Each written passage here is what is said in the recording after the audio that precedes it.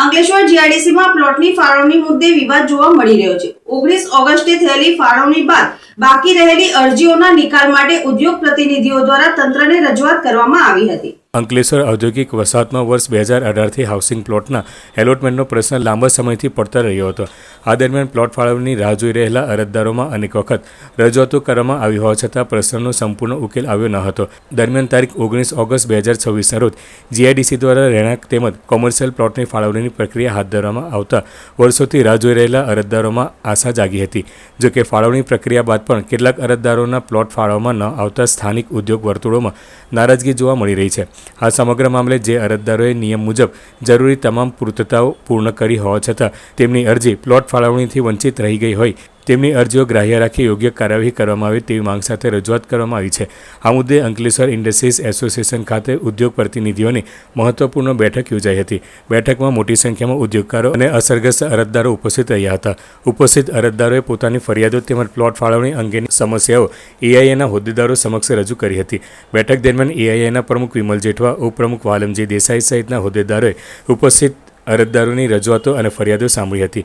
ત્યારબાદ એઆઈએના પ્રતિનિધિમંડળ દ્વારા જીઆઈડીસીના રિજનલ ઓફિસરની મુલાકાત દરમિયાન પ્લોટ ફાળવણી પ્રક્રિયા અંગે ઉદ્યોગકારોના વાંધા, બાકી રહેલી અરજીઓ તેમજ જરૂરી પૂર્તતાઓ પૂર્ણ કર્યા બાદ પણ પ્લોટ ન મળેલા અરજદારોના પ્રશ્નો અંગે વિસ્તૃત રજૂઆત કરવામાં આવી હતી। ઉદ્યોગ પ્રતિનિધિઓએ માંગ કરી હતી કે પ્લોટ ફાળવણીની પ્રક્રિયામાં જો કોઈ અરજદારની જરૂરી પૂર્તતાઓ પૂર્ણ હોય અને માત્ર પ્રક્રિયાત્મક કારણોસર તેની અરજી બાકી રહી ગઈ હોય તો આવા અરજદારોની અરજીઓની પુનઃ ચકાસણી કરવામાં આવે અને નિયમોને અનુરૂપ યોગ્ય નિર્ણય લેવામાં આવે। સાથે જ સમગ્ર પ્રક્રિયા અંગે સ્પષ્ટતા કરી અસંતોષ દૂર કરવા પણ રજૂઆત કરવામાં આવી હતી।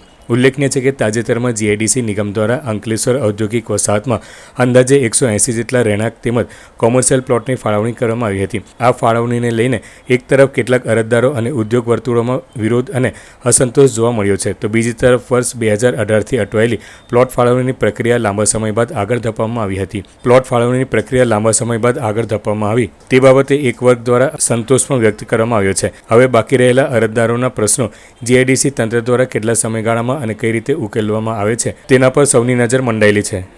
હાલ જે જીઆઈડીસી હાઉસિંગ પ્લોટનું જીઆઈડીસી નિગમ દ્વારા એલોટમેન્ટ કરવામાં આવેલું છે તારીખ 17/8/2000ના રોજ આપણા માનનીય deputy chief minister Shri Harshbhai Sanghvi Ankleshwar ખાતે આવેલા હતા। ત્યારે એઆઈએની રજૂઆત હતી કે 2018માં જે એપ્લિકેશનો હાઉસિંગ પ્લોટની થઈ હતી પણ અત્યાર સુધી એલોટમેન્ટ આવ્યું નથી તો વહેલી તકે એલોટમેન્ટની આપણે રજૂઆત કરી હતી। તેનું એ લોકોએ નિર્દેશ જીઆઈડીસી ખાતે કરતા તારીખ 19ના રોજ 2021ની જે હાઉસિંગ પ્લોટ એલોટમેન્ટની પોલિસી હતી એમાં જે લોકો એલિજિબલ હતા અને એમાં એ લોકોને પ્લોટો મળેલા છે। જે ઇન્ડસ્ટ્રીઝને એક પણ પ્લોટ નથી મળ્યો એને પહેલાં પ્રાયોરિટી આપવામાં આવેલી છે અને જે ઇન્ડસ્ટ્રીઝને પ્લોટ લાગી ગયેલા છે એ લોકો એલિજિબલ થયા નથી।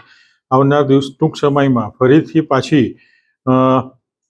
ઓનલાઈન અરજીઓ ચાલુ કરવાની વીસીએમડી પ્રવીણાબેને ખાતરી આપી છે અને ટૂંક સમયમાં એલોટમેન્ટની અરજી સ્વીકારવાનું ચાલુ થશે અને વસાહતમાં પૂરતા પ્લોટો છે એટલે જેથી કરીને દરેક ઉદ્યોગકારોને પ્લોટ મળી રહે એવી આપણા પ્રયત્નો રહેશે અને અચૂક દરેક મેમ્બર ઇન્ડસ્ટ્રીઝને પ્લોટ મળશે એની અમે ખાતરી આપીએ છીએ।